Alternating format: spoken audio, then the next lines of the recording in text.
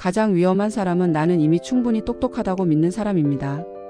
그리고 가장 지혜로운 사람은 조용히 이렇게 말하는 사람입니다. 아직 나는 모르는 것이 많다.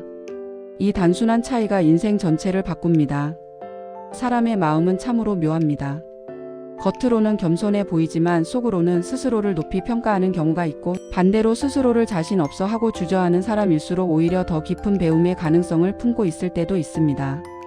불교의 법구경에서 전해지는 어리석은 자가 스스로 어리석다고 여기면 그는 벌써 어진 사람이며, 반대로 어질다고 여기면 그야말로 그는 어리석은 자이다. 라는 말씀은 바로 이런 인간 마음의 구조를 정확하게 짚어낸 통찰입니다. 겸손이 미덕이다라는 흔한 말 한 줄을 넘어 왜 스스로의 부족함을 바라볼 수 있는 태도가 지혜의 출발점인지, 그리고 그 태도가 실제 삶을 어떻게 바꾸는지까지 구체적으로 보여줍니다. 우리는 하루에도 수없이 많은 판단과 선택을 하며 살아갑니다. 오늘 누구와 어떤 말을 나눌지, 어떤 일을 먼저 처리할지, 어떤 사람의 조언을 받아들일지 모두 마음속에서 내려지는 결정들입니다. 그런데 그 모든 판단의 뿌리에 깔려 있는 것이 바로 나는 나를 어떻게 보고 있는가입니다. 자신을 아직 배우는 중인 존재, 부족한 점이 많은 존재라고 여기는 사람은 세상을 열린 마음으로 바라보고 새로운 것 앞에서 자연스럽게 배울 준비를 합니다. 모르는 것이 나쁜 게 아니라 모른다는 사실을 인정하지 않는 마음이 문제라는 걸 알고 있기 때문입니다. 반대로 스스로를 이미 충분히 괜찮고 꽤 어질고 꽤 똑똑한 사람이라고 믿는 마음은 작은 실수 앞에서도 변명을 만들게 하고, 새로운 정보가 들어올 때마다 당황하거나 거부하게 만듭니다. 내가 틀렸을 리 없어라는 생각이 자리 잡으면 그 이후에는 어떤 조언도 귀에 잘 들어오지 않습니다. 이렇게 자신에 대한 과도한 확신이 오히려 마음을 막아버립니다. 결국 사람을 멈추게 만드는 것은 부족함이 아니라 나는 이미 충분하다라는 착각입니다. 예를 하나 들어보겠습니다. 어떤 직장에서 신입 직원 A와 경력자 B가 같은 업무를 맡았습니다. A는 경험이 부족하기 때문에 모르는 것이 많다는 사실을 잘 알고 있습니다. 그래서 작은 것도 꼼꼼히 확인하고 선배들에게 자주 묻고 틀렸다는 지적을 받으면 잠깐 부끄럽지만 곧바로 고칩니다. 아, 제가 이 부분은 아직 잘 몰랐네요. 알려주셔서 감사합니다. 라는 말이 자연스럽게 나옵니다. 반면 B는 이 분야에서 꽤 오랫동안 일해왔고 그 덕에 자신감도 큽니다. 자신이 이미 충분한 경험과 능력을 갖추었다고 믿기 때문에 새로운 방식이나 후배의 의견을 가볍게 여기기 쉽습니다. 누가 다른 방법을 제안하면 속으로 이런 생각이 올라옵니다. 내가 이 일을 몇 년을 했는데 내가 더 잘 알지. 그래서 변화가 필요하다는 말에도 귀를 잘 기울이지 않습니다. 시간이 조금 흐른 뒤 결과를 보면 의외의 장면이 펼쳐집니다. 어는 실수가 줄어들고 문제를 마주할 때마다 이건 왜 그럴까? 를 고민하며 성장 속도가 점점 빨라집니다. 처음에는 서툴렀지만 어느 순간부터는 주변에서도 이제 제법 믿고 맡길 수 있겠다라는 말이 나옵니다. 반대로 B는 일정 수준 이상에서 실력이 더 이상 늘지 않고 늘 하던 방식만 반복합니다. 업계가 바뀌고 환경이 달라지는데도 스스로를 돌아보지 않기 때문에 어느 순간부터는 흐름에서 조금씩 뒤처지기 시작합니다. 우리는 이런 장면을 직장, 학교, 모임 등 여러 곳에서 수없이 봅니다. 스스로를 어질고 똑똑하다고 여겼던 사람이 결국 부족해지고, 스스로 부족하다고 여겼던 사람이 오히려 능력을 키워가는 역전의 상황 말입니다. 법구경의 가르침은 바로 이 지점을 향하고 있습니다. 사람이 진짜 어리석은 이유는 모르는 것이 많아서가 아니라 모르면서도 모른다고 인정하지 않기 때문입니다. 성장하지 못하는 이유는 능력이 없어서가 아니라 스스로 이미 충분히 훌륭하다고 착각하기 때문입니다. 아이들의 모습을 떠올려 보면 이 사실은 더욱 선명해집니다. 공부를 잘하는 아이들일수록 저는 아직 멀었어요. 더 해야 해요. 라는 말을 자주 합니다. 성적이 나쁘지 않은데도 스스로의 부족함을 인지하고 있고, 그래서 조금 힘들어도 꾸준히 반복하고 연습합니다. 이 아이들은 자기를 칭찬하기보다 자기를 점검하는 데 익숙합니다. 반대로 시험을 한두 번 잘 본 뒤 난 원래 머리가 좋아, 난 대충 해도 이 정도는 나와라고 생각하는 아이는 그 순간부터 조금씩 내려오기 시작합니다. 나는 잘한다는 생각이 노력해야 할 이유를 서서히 잠식하기 때문입니다. 마음의 상태가 곧 성장의 속도를 정합니다. 불교는 이미 오래전부터 이 마음의 상태를 깊이 관찰해왔고, 그 관찰 끝에 나온 한 줄이 바로 스스로 어리석다고 여기는 자는 이미 어진 사람이라는 역설적인 문장입니다. 이것은 억지로 자신을 낮추라는 말이 아니라 있는 그대로의 부족함을 인정할 수 있을 때 마음이 비로소 열리고 열려야만 배움이 들어온다는 깨달음입니다. 모르는 것을 인정해야 배울 수 있고 부끄러움을 인정해야 성장할 수 있습니다. 조금 더 가까운 예로 부부 사이를 떠올려 보겠습니다. 두 사람이 서로 감정이 상해서 말다툼을 하는 상황을 생각해 보면 대부분의 경우 둘 다 마음속으로 이렇게 말하고 있습니다. 지금 잘못된 건 나 말고 당신이야. 이 마음이 굳어있는 한 어떤 말도 상대에게 온전히 닿지 않습니다. 나의 말은 상대에게 공격처럼 들리고 상대의 말은 방어처럼만 들립니다. 그런데 그 싸움 한가운데에서 한 사람이 이렇게 말해 보는 겁니다. 내가 당신 말을 제대로 못 들은 걸 수도 있겠다. 내가 잘못 이해했을 수도 있어. 이 한 문장이 던져지는 순간 공기가 달라집니다. 상대의 표정이 조금 누그러지고 목소리가 낮아지고 나 역시 방어 태세에서 한 발 물러서게 됩니다. 내가 틀렸을 수도 있다는 가능성을 마음속에 허용하는 것, 그것이 관계에서도 가장 큰 지혜입니다. 마음을 여는 사람에게는 관계를 회복할 길이 보이고 마음을 닫는 사람에게는 이기고 지는 문제밖에 보이지 않습니다. 진짜 지혜로운 사람은 한 번의 말싸움에서 이기는 것을 목표로 삼지 않습니다. 마음을 닫아버리는 대신 관계를 살리고 상황을 살리고 자신을 한 단계 성장시키는 길을 선택합니다. 회사에서 상사와 직원 사이에도 이 원리는 똑같이 작동합니다. 상사가 나는 다 알고 있다, 나보다 잘 아는 사람이 어디 있어라고 생각하면 직원들의 의견은 점점 사라집니다. 처음에는 조심스럽게 아이디어를 냈던 직원도 몇 번 무시당하면 마음을 아예 닫아버립니다. 어차피 말해봐야 안 들어주는데 뭐. 이런 분위기가 쌓이면 조직 전체가 경직됩니다.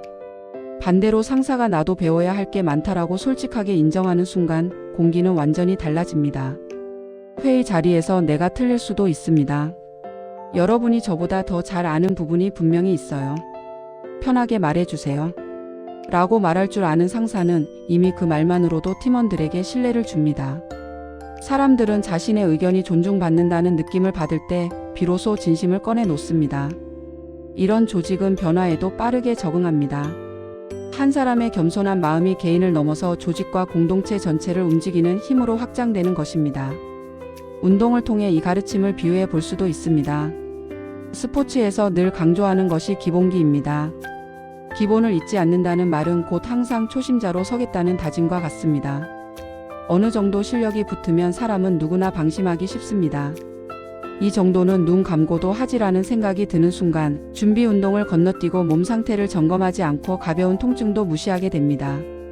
그러다 어느 날 갑자기 예상치 못한 부상을 당합니다. 반대로 아직 초보자라고 느끼는 사람은 매번 몸을 풀고 자세를 점검하고 작은 동작 하나에도 신경을 씁니다. 그래서 부상도 적고 오래 건강하게 운동을 이어갈 수 있습니다. 마음 역시 그렇습니다.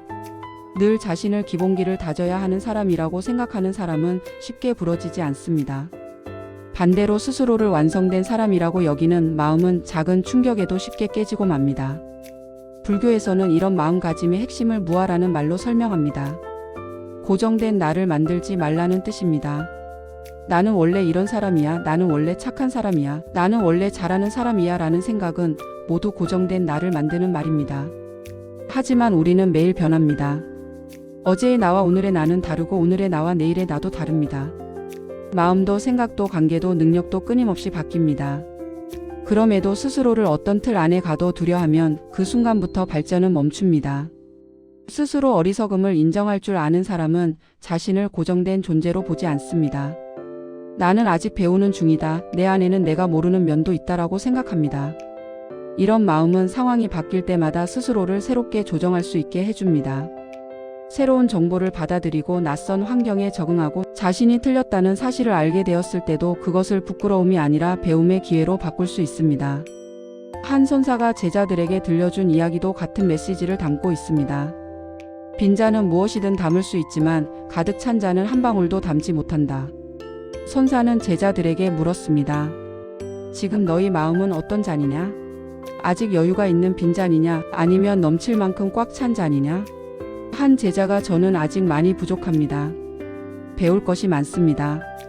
라고 말했을 때 선사는 미소를 지으며 그 제자를 칭찬했다고 합니다. 반대로 저는 이제 어느 정도 다 배운 것 같습니다. 라고 말한 제자에게 선사는 조용히 말했습니다. 내가 배웠다고 생각하는 바로 그 순간부터 너는 아무것도 배울 수 없게 된다. 우리가 살아가면서 겪는 장면들 속에서도 이 이야기는 자주 떠오릅니다.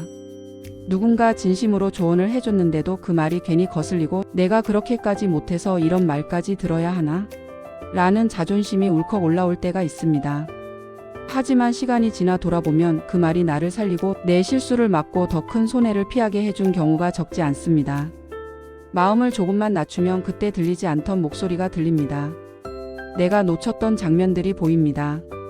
마음을 낮추는 것은 나를 깎아내리는 행동이 아니라 마음의 문을 더 크게 여는 행동입니다.